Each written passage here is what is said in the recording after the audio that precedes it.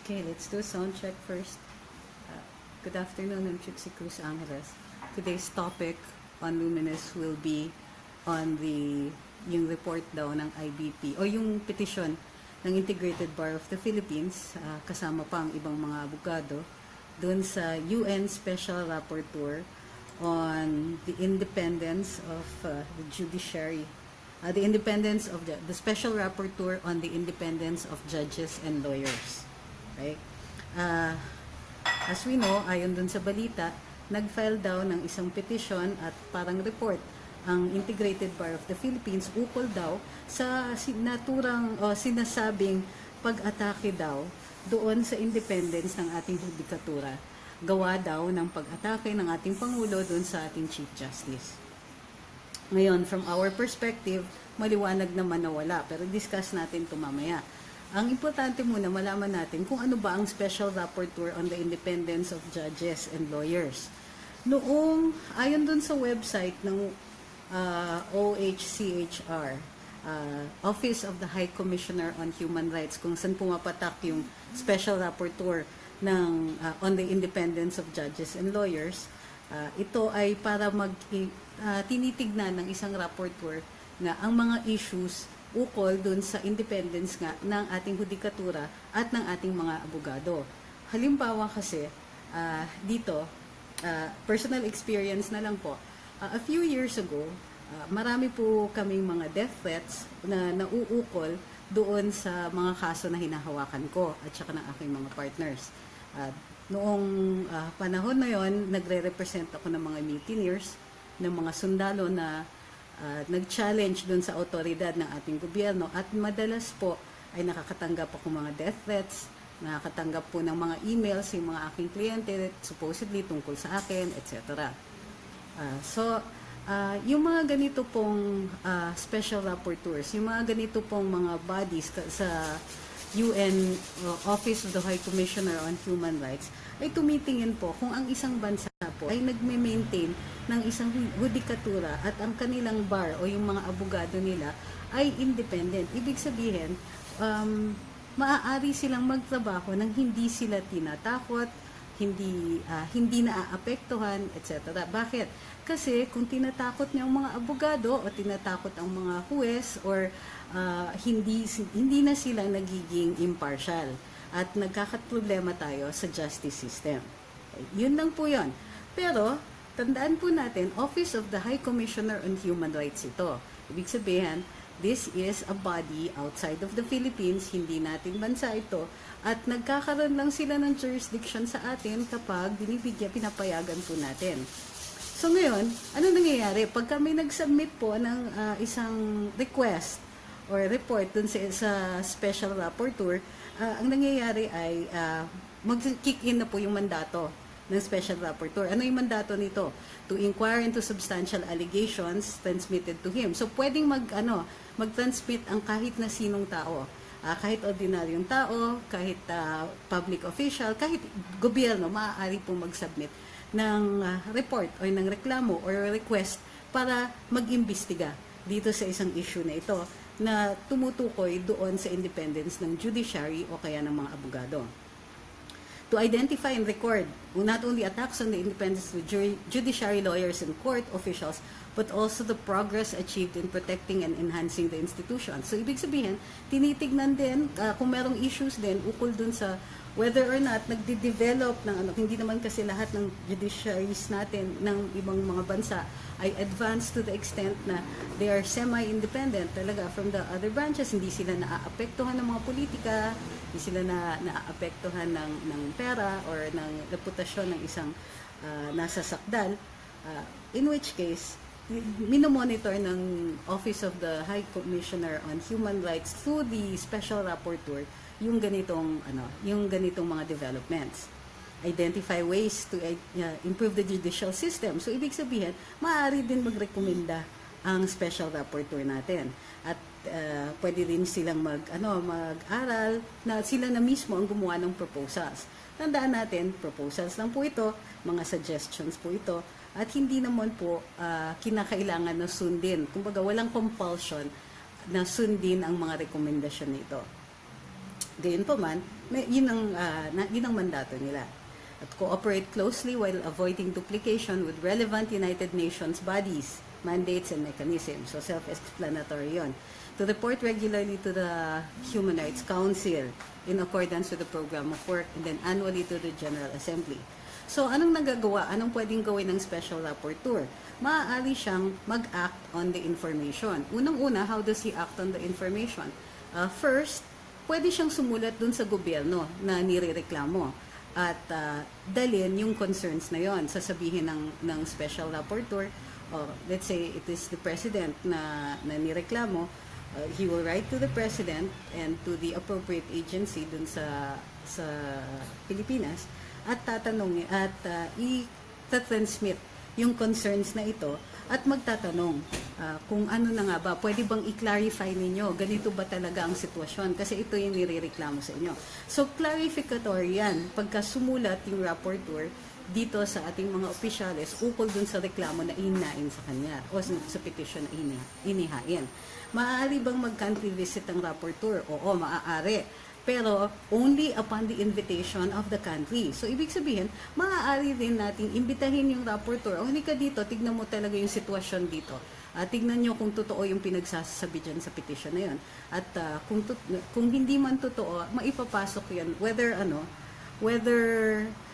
totoo man o hindi yung hinain na petition o reklamo, maaaring yun ang ispapasok dun sa report ng Special Rapporteur na isusumite yan dun sa Human Rights Council.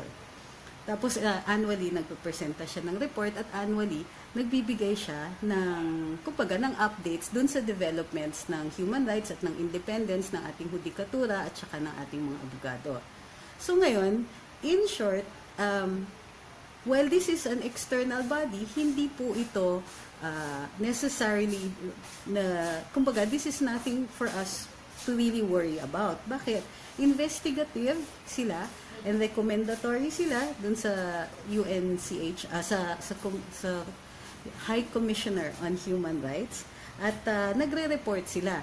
So actually, kahit wala yung petition, it's likely na minomonitor rin ng Special Rapporteur ang developments dito. Gayunpaman, kung hindi pa man, yung petition na to will cause the rapporteur to monitor us. Wala naman pong powers na i-penalize tayo, parusahan tayo, or even to make a bad recommendation. Pwede siyang mag-recommend kapag may nakikita sila na nakakabagabag, in the words of the Vice President, nakakabahala, etc. So yung mga ganon, I don't think it is anything, kumbaga, huwag tayong mababahala. Alam kong marami sa atin ang nagre-react dun sa petition na hinain ng ating IBP at ng ilang mga abogado. Pero gayon pa man, it is only a petition to look into this. Right now, hindi naman natin nakikita na magko-prosper ito kasi nga, for the most part, marami sa ating nagsasabi na hindi natin nakikita ito bilang atake sa ating hudikatura. Kasi nga, well, we'll talk about that later. Ganyan pa man. So, yun po ang nangyayari. Yun po ang powers ng ating Special Rapporteur at ganun po yung mangyayari dito. Remember, hindi pa po makakapag-country visit ang Special Rapporteur unless inimbita sila dito sa bansa. Na may mga instances po na dumadating ang Special Rapporteur nang walang invitation. Maaari bang i-exclude yun? Wala naman akong nakikitang nagsasabing kailangan tanggapin ang Special Rapporteur kasi base doon sa ating sovereignty, meron tayong karapatan mag-exclude ng kahit sino doon sa ating dito sa ating bansa. Maaari, it's our inherent power to exclude anybody from our jurisdiction. So, yes, maaari nating sabihin na hindi ka pwedeng pumasok kung wala silang invitation. So, right now, is it something to worry about? Wala po akong nakikitang dahilan para mabahala tayo dito sa petition na ito, except to see na ito po yung interpretasyon ng ating IBP dun sa nangyayari sa ating Chief Justice. Bakit concerned tayo dun sa nangyayaring ganito? Well, the integrated bar is supposed to be, sa karamihan kasi, sa ibang mga jurisdictions, sa ibang mga bansa, ang bench at saka ang bar ay magkahiwalay. Yung judiciary at saka yung bar, yung mga lawyers, hindi sila iisang organization. Dito sa Pilipinas, ang bench ay ang Supreme Court po, ang merong authority over the IBP. So, ang tanong natin ngayon, is the IBP showing independence? Of course not. Ever since naman, the IBP has always defended the judiciary. But in this case, meron tayong concern. Is the IBP defending the judiciary or are they simply defending the Chief Justice? Remember po, ang Chief Justice din po, ang siyang nagsusupervise ngayon dun sa siya po ang in charge directly dun sa mga disciplinary measures na inaayon sa Supreme Court at iniimbestigahan ng IBP against other lawyers. So, tandaan nyo po kung bakit ang IBP ay pumapanig sa ating Chief Justice. Pumapanig sila because that ultimately, yung Supreme Court po, and in this particular case, yung ating Chief Justice po, siya po ang in charge dun sa disciplinary cases ngayon, makikita nyo yung relationship, no? Ang IBP po ay under the administration of the Supreme Court, lalong-lalo na when it comes to the disciplinary cases. So, hindi ito nakakagulat na ang IBP po ay papanig sa ating Chief Justice. Bahala na po kayo kung titingnan ninyo kung tama ito o mali. Pero nakikita natin that there is a relationship that we have to be concerned about. At madalas po binibring up ito ng mga ilang abogado na every time nagbabago po yung mga officers ng IBP, tinatanong kung maaari ba natin gawing talagang independent ang IBP sa ating Supreme Court. May mga pros and cons yan. And maybe it's not the time to discuss it. Pero it has always been the case na ang IBP po ay pinagtatanggol nila ang judiciary. Ngayon, is the IBP defending the judiciary or is it defending the Chief Justice? In this case, ang warning po, opinion po ito. Warning, opinion. Ulitin ko, warning, opinion po ito. Is the IBP defending the judiciary or are they simply defending the Chief Justice? Ang tingin ko dito, ang dinidefend nila si Chief Justice. Dalawa yung instances dito. Unang-una, nakikita po natin na sinasabi nila, ang attack daw sa ating Chief Justice ay attack on the judiciary. Natural, marami sa ating nagsasabi, hindi po si Justice Sereno ang buong hudikatura. At makikita natin ito kasi ang mismong naglilitis sa kanya, ang mismong hinaharap niya ay ang kanyang mga colleagues dun sa Korte Suprema. Kung attack ito on the judiciary, it should be an attack on either all the justices or a significant amount of the justices para masasabi nating namimiligro yung independence nila. Nakikita natin dito that dalawa ang panig. Ang panig ng ating Chief Justice at ang panig ng ibang mga justices, 5 in particular na nag-raise ng mga concerns dito sa ating Chief Justice. Diba? So, pag inatake ba natin yung 5 mga justices, maituturing ba natin na atake yun sa hudikatura?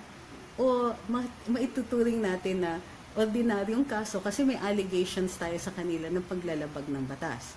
Ang allegations ba ng paglalabag ng batas ay kinoconsider natin na isang attack para mawalan ng independence ang buong hudikatura?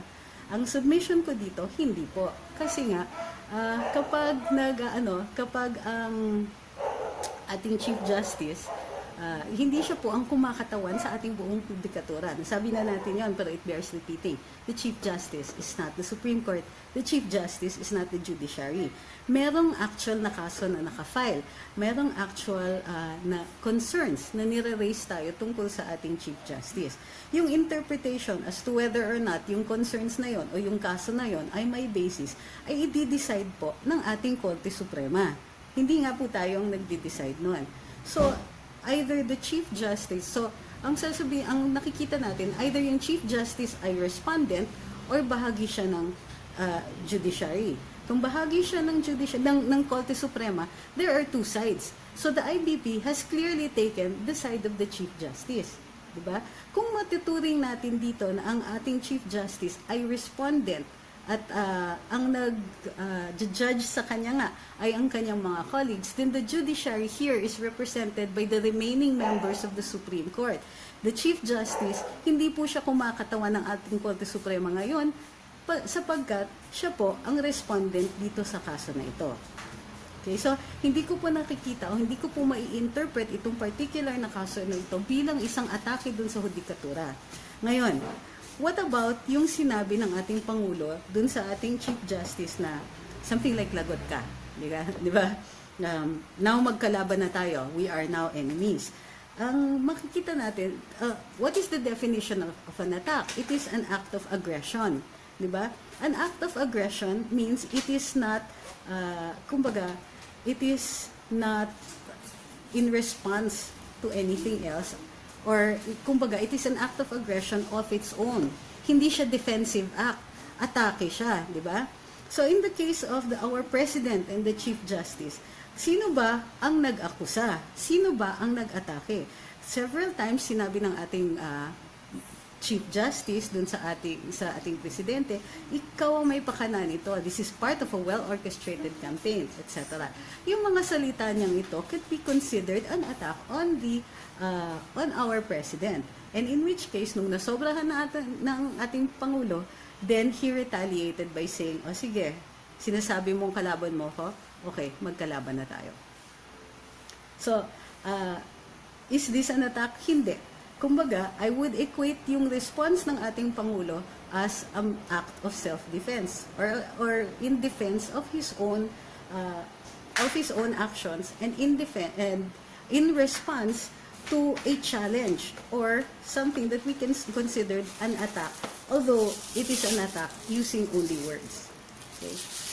So, nakikita natin na there is an intention to qualify, to characterize yung ganitong nangyayari sa ating Chief Justice as an attack on an institution. And there are instances naman po na nangyayari yon, na naaatake ang isang institusyon dahil you can conclude that even if the attack is against a single person. Halimbawa, sinisingle out natin ang isang tao, let's say yung ponente ng isang kaso, dahil hindi siya ang feeling natin na dehado tayo dun sa isang kaso. So, in the case of the government, they can go after a particular magistrate, a particular justice, dahil hindi nila gusto yung desisyon. Kapag may ganon, o kaya kapag inaatake natin ang institusyon, yung judiciary, dahil naglabas sila ng desisyon na hindi nagustuhan ng ibang branches, or in this case, the executive branch, then a retaliation can be considered an attack on the institution and an attack on the independence of the judiciary. Okay? Parang kukunti yung tanong ngayon. Titignan ko lang kung naiintindihan ninyo yung sinasabi ko. So, dito, magkakaroon lang po ng attack on the independence of the judiciary o magkakaroon ng attack on the independence of the institution of the Supreme Court kapag retaliatory to pursuant to something that they are doing. Kumbaga, the executive, the president has to be doing this to ensure, let's say, the success of certain cases or to ensure na susunod yung Korte Suprema dun sa gusto niya. Unang-una, may hiningi na ba ang ating Pangulo sa Korte Suprema? As far as we know, wala. Has he ever tried to has the Chief Justice done anything para mainis ang ating Pangulo? I'm open to suggestions. Meron nga ba? As far as I can see, wala. Kasi, even if the Chief Justice herself is opposed to the President, clearly, nasa minority siya. And so far, wala pa pong mga decisions ng Korte Suprema na talagang nire-reject ng ating executive or ng ating legislative. So far, nakikita natin na yung balance between the three branches, habang siguro nayayanig dahil maaanghang yung mga salita na nagpalita ng ating Chief Justice at ang ating Pangulo, hindi natin nakikita na i-endanger ngayon ang independence ng ating judiciary. Okay, let's recap. Nagpetition po ang IBP doon sa... Wala akong nakikitang tanong. Bakit ang konti ng tanong ninyo? Ang IBP po, along with other lawyers, ay nagsumite ng isang petition dun sa UN Special Rapporteur on the independence of the judiciary and lawyers. Ito ay isang special rapporteur po ay napapasailalim dun sa Office of the High Commissioner on Human Rights sa United Nations. Ano ang trabaho ng UN Rapporteur ay mag-imbestiga, mag-inquire to identify attacks on the independence of the judiciary, to monitor the progress of the development of the independence of judiciary and lawyers in a certain jurisdiction, make proposals to certain countries in order to protect and enhance such independence, apply a gender perspective, continue to cooperate closely and avoid duplication with other UN offices, report regularly to the Council on Human Rights. Ano ang maaaring gawin ng Special Rapporteur? Maaari siyang magpadala kapag pinadalan siya ng isang petisyon, maaari niyang i-clarify. Sumulat siya dun sa gobyerno na respondent or nauukol dun sa petition para i-clarify kung ano nga talaga ang nangyayari dito. This is a way of investigating. So, maaari niyang, after that, makikita niya po kung na-clarify nga, kung naliwanagan siya, ukol dun sa mga issues ng independence na nire-raise nun sa petition.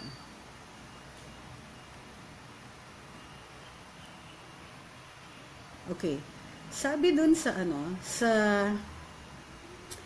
in addition to which, yung UN Special Rapporteur po ay maaari pong maaari pong mag-conduct ng country visit.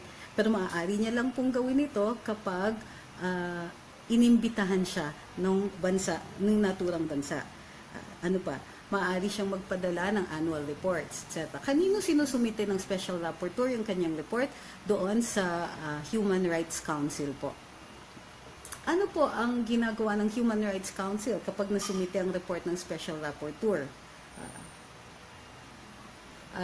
Ang ginagawa po nila is, of course, dinidiscuss yan, and then they will bring the matter up with the jurisdiction, with the country that is involved. Will the Human Rights Council take action, and what kind of actions do the Human Rights Council take? Hindi pa ako sure dito, pero whatever action that the UN Human Rights Council can undertake still respects the jurisdiction of the Philippines. In other words, hindi pa rin sila maaaring mag-violate ng ating sovereignty. So, maaari silang magpadala ng maanghang na sulat condemning, for example, the state of the independence of Philippine judiciary due to the following things, etc. Ngayon pa man, hindi rin nila, kumbaga, medyo extreme na po yan. Nasa story ba ako? Story ba ito? This is a live. Okay, no wonder it's a different yung format. Iulit ko na lang ito dun sa live later. Pero it says na I'm on live. Okay, anyway. Ayon dun sa, dun sa nakikita natin. So, meron ba tayong kailangan ikabahala dito sa petisyon na i-file ng ating IBP dun sa Office of the Special Rapporteur? Right now, wala po akong nakikita kasi unang-una, kailangan yung Special Rapporteur has to take cognizance of the petition. Is there enough ba here para kailangan ko i-clarify ito dito sa Pilipinas, at kailangan ko bang sumulat dito sa Pilipinas para i-clarify yung ganito. Hindi po natin nakikitang nangyayari yan. Also, in addition to which, kailangan natin tignan kung maaaring wala ako sa live. Am I on story or am I on live? Holy cow. So, makikita din po natin dito kung i-evaluate natin yung basehan ng ating IBP, makikita natin na if i-clarify lang naman ng Special Rapporteur, assuming na may nakikita siyang ikababahala dun sa petisyon, maaari pang i-clarify ito dito sa ating bansa at maaari pa nating sagutin at i-clarify at iliwanagin ang ating Special Rapporteur ukol dito sa nangyayari dito.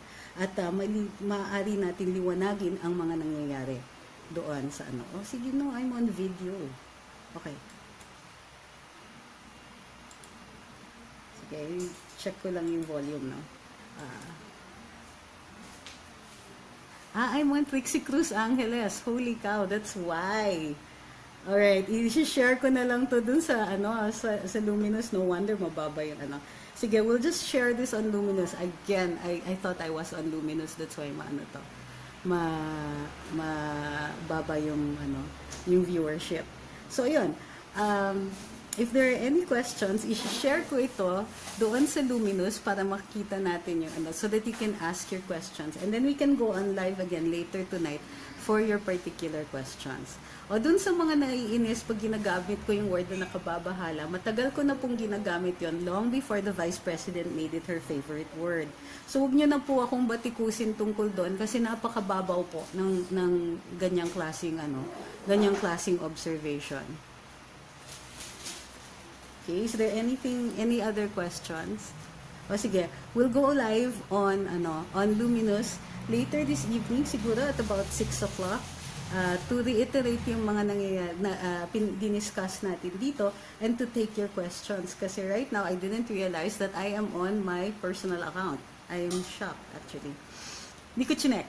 So, maraming salamat dun sa mga Uulitin ko to sa, hindi i-share ko to sa Luminous. Huwag kang ganyan, Ying, ha? So, if there are any questions, dun tayo mag-take ng questions later at 6 o'clock. But, we have to, kumbaga, huwag tayong masyadong mababahala or mako-concern tungkol dito sa petition ng IBP dun sa ating special rapporteur kasi unang-una, the special rapporteur really still has to take cognizance of it first.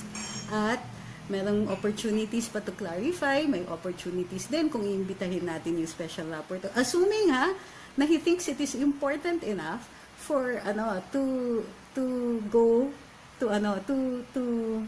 to come here and see for himself kung anong nangyayari dito sa Pilipinas.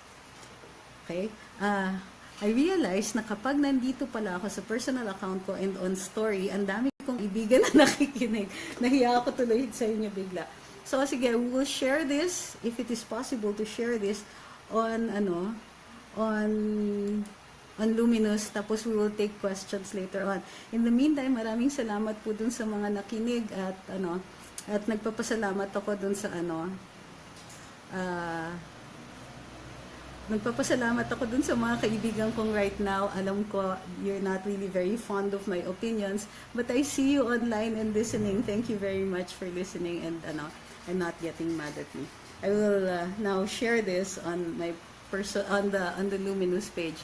Tapos doon tayo mag-discuss at 6 o'clock.